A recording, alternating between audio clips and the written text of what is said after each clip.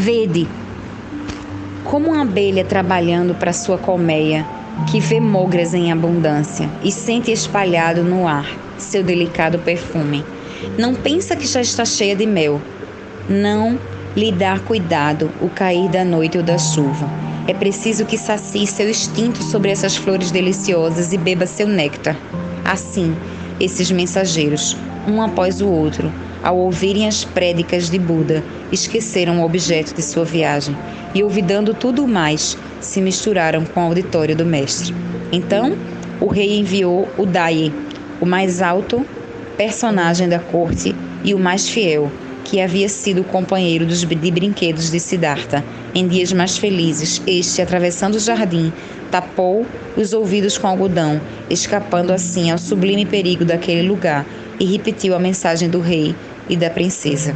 Então, Nosso Senhor abanou docemente a cabeça e disse diante da multidão reunida: certamente irei, é meu dever e meu desejo, que ninguém deixe de venerar aqueles que lhe deram a vida, de onde vêm os meios de não viver, mas nem morrer, porém, com segurança, atingiu o abençoado Nirvana.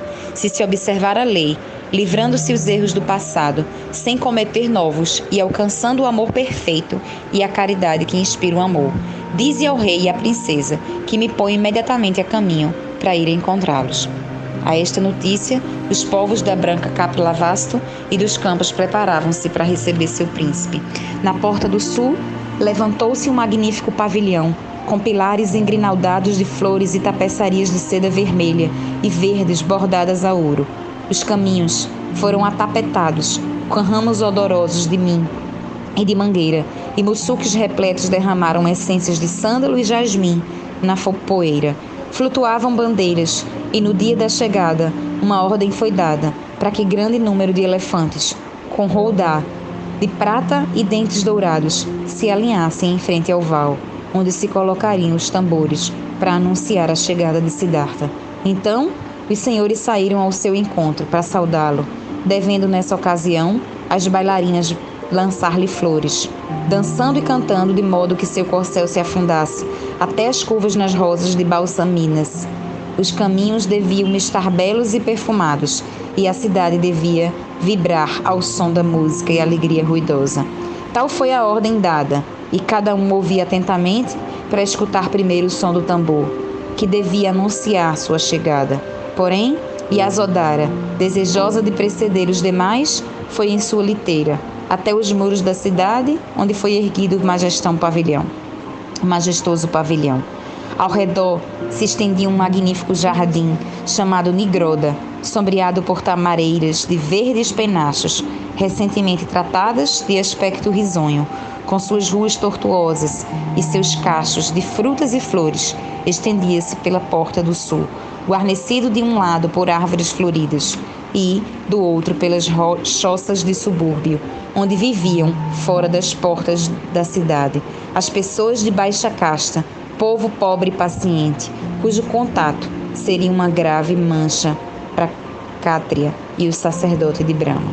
Essa gente também esperou com ansiedade, levantando-se antes de aurora para ver o horizonte, para trepar nas árvores e escutar ali o longínquo branido dos elefantes ou o som do tambor do templo, e como ninguém via, se entretinha em reunir modestos adornos em honra do príncipe, varrendo os umbrais de suas portas, desdobrando bandeiras, alinhando acanaladas folhas de figueira para fazer grinaldas, limpando o ligã, cobrindo com folhagem nova o arco do trunfo, já murcho, e perguntando sem cessar aos viajantes se percebiam qualquer rumor no caminho por onde devia passar o grande Siddhartha.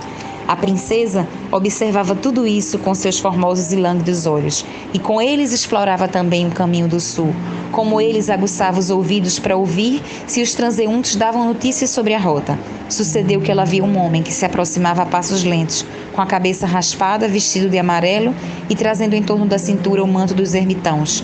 Tinha na mão uma marmita em forma de cabaça, que estendia um instante à porta de cada choça, recebendo a esmola com grandes mostras de agradecimento e continuando seu caminho, sem o menor sinal de reprovação, quando nada recebia.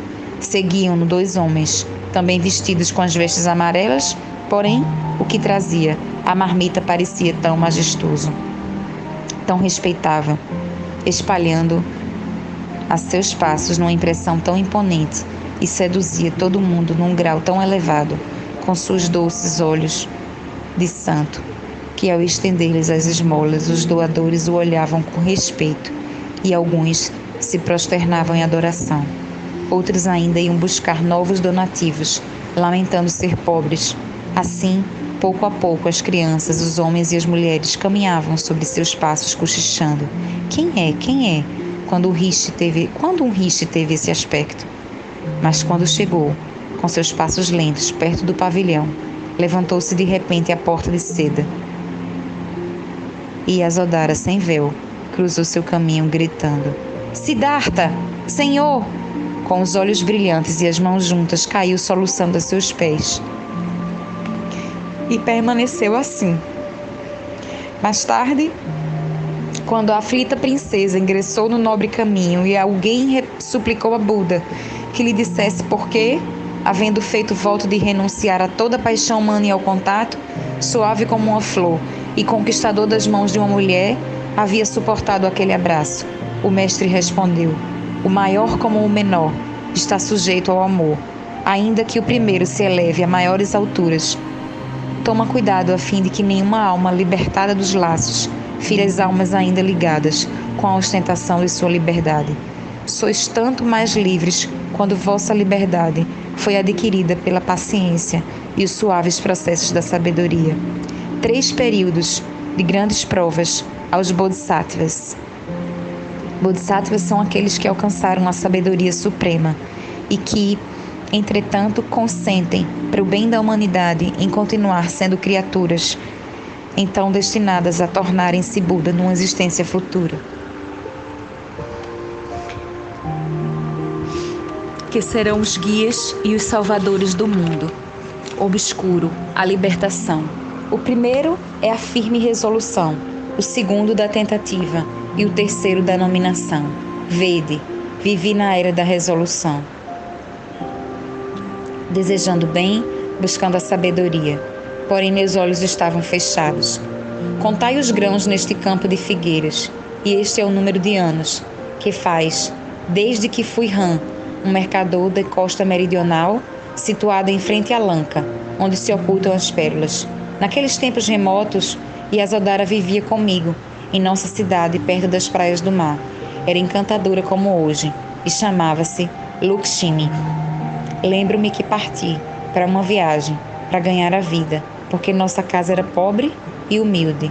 Ela, com lágrimas ardentes, me suplicou que não partisse e que não afrontasse os perigos da terra e do mar. Como aquele que ama pode abandonar seu amor? Gemeu ela. Entretanto, parti. Intentando a aventura, passei o estreito, e depois de tempestades e provações, depois de uma luta encarniçada com as criaturas do abismo e de incessantes sofrimentos, arranquei ao mar uma pérola brilhante como a lua, tão fascinante que os reis dariam seus tesouros para possuí-la. Logo regressei alegre às montanhas, porém a fome assolava o país e caí enfermo de inanição na viagem de volta, e com grande dificuldade cheguei à minha casa, ocultando em meu cinturão aquela joia pura do mar. Porém, não havia alimento, e no umbral aquela por quem havia penado tanto, mas que por minha causa também tanto sofrera, jazia ali, muda, nos paroxismos da morte, por falta de um pouquinho de trigo. Então gritei: se alguém tiver aqui um pouco de trigo, eis aqui o valor de um reino por uma existência. Dai-me alimento para Lakshmi e levai a minha pérola brilhante como a lua. A estas palavras, um vizinho trouxe o resto de suas provisões. 3 seres, que é a medida de capacidade que equivale a um pouco mais de meio litro de milho, e levou a joia maravilhosa. Porém, Lakshmi viveu e suspirou, voltando à vida, e exclamou: ah, tu me amas realmente. Troquei minha pérola naquela vida para reconfortar um coração e um espírito abatido. Porém, estas puras pérolas, minhas últimas conquistas arrancadas a um mar mais profundo, os 12 nidanas e a lei do bem, não podem ser trocadas nem ocultadas, e devem alcançar sua formosura perfeita, e as darei, sem nada receber em troca. Porque o que é um formigueiro ao lado do Monte Meru, o que é um poço d'água formado pelo orvalho, ao encher a cavidade aberta pelo passo de uma corça saltadeira, em comparação com os mares infinitos. Assim foi minha dádiva de outros tempos, em comparação com a que agora fiz. Assim, o amor volta mais vasto, uma vez livres das teias dos sentidos. Foi mais sábio ceder a um coração mais débil, e deste modo, os pés da doce Yasodhara, docemente conduzidos, passaram em paz e felicidade.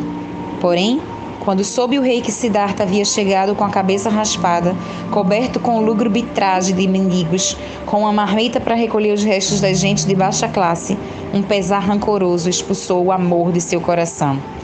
3 vezes golpeou o solo, arrancou fios de prateado da barba e saiu precipitadamente, enquanto cortesãos tremiam a sua passagem. Franzindo as sobrancelhas, montou seu cavalo de guerra, afundou-lhe as esporas e, inflamado de cólera, correu atrás das ruas e avenidas, cheias de uma multidão sufocada de assombro, que apenas pôde dizer: ó rei, prosternai-vos. Antes que tivesse passado em rudoso galope ao seu corcel, ao dar a volta das paredes do templo, donde se via a porta do sul, encontrou uma grande multidão que lhe obstruía o passo e aumentava sem cessar, seguindo Siddhartha, cujo sereno olhar cruzou com o do velho rei, e a cólera dele se dissipou quando o Buda fixou seus olhos cheios de doçura e de respeito nas sobrancelhas enrugadas de seu pai. Logo os baixou e ajoelhou-se diante dele com grande humildade. Esterneceu-se o rei ao ver o príncipe, ao compreendê-lo, ao perceber a glória celeste que coroava sua fronte e a sua majestade, que fazia caminhar atrás das suas pegadas todos os homens no meio de um silêncio respeitoso.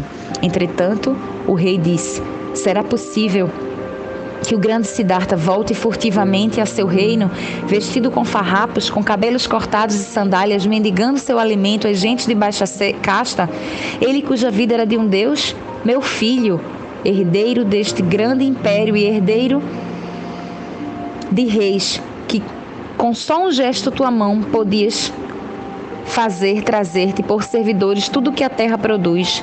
Devias chegar com as honras próprias ao teu alto posto, rodeado de lanças chamejantes e do rumor de homens e cavalos. Olha, todos os meus soldados estão acampados à beira do caminho, e todo o povo te espera às portas da cidade, onde residiste durante esses malfadados anos, enquanto teu pai gemia sob sua coroa e tua esposa vivia aqui como as viúvas, renunciando a todas as alegrias, nunca ouvindo os cantos e a música, sem vestir jamais seus trajes de festa, até o dia de hoje, em que, coberta com seu vestido de ouro, veio receber o seu esposo mendigo, vestido com andrajos amarelos. Por que fizeste isso, filho? Meu pai, respondeu Buda, é o costume da minha raça. Tua raça? Replicou o rei. Conta 100 tronos desde Mahasamati, porém nunca uma ação como esta. Não falo da minha linhagem mortal, disse o mestre, mas sim da descendência invisível, dos Budas passados e futuros. Eu sou um deles, e o que fizeram outrora, faço eu agora. E o que está sucedendo já aconteceu outras vezes, em outros tempos. Um rei, coberto com sua armadura, veio também às portas de sua cidade receber seu filho, um príncipe, vestido como um ermitão. E este Salvador predestinado dos mundos, superior por seu amor e seu império sobre si mesmo, aos maiores reis em sua onipotência, se prosternou, como neste momento faço, e ofereceu com amor e humildade aquele a quem estava ligado por uma dívida de ternura, as primícias do tesouro que havia trazido. Eu também vos ofereço agora. Então o rei, surpreendido, perguntou: que tesouro, meu filho?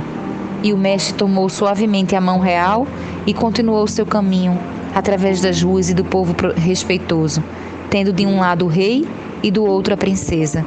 Suas palavras infundiam paz e pureza e exprimiam a nobre verdade que contém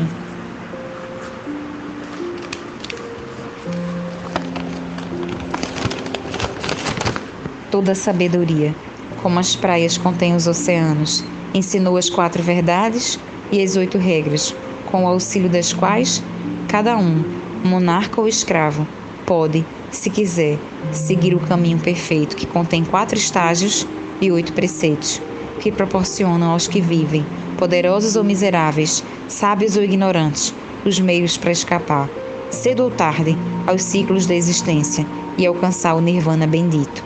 Chegaram assim à entrada do palácio, Suddhodana, com a fronte desenrugada, bebendo as palavras benéficas e levando na mão a marmita de Buda, enquanto uma luz nova iluminava os olhos encantadores da doce Yasodhara, que enxugou suas lágrimas, e nesta mesma noite entraram na Via da Paz.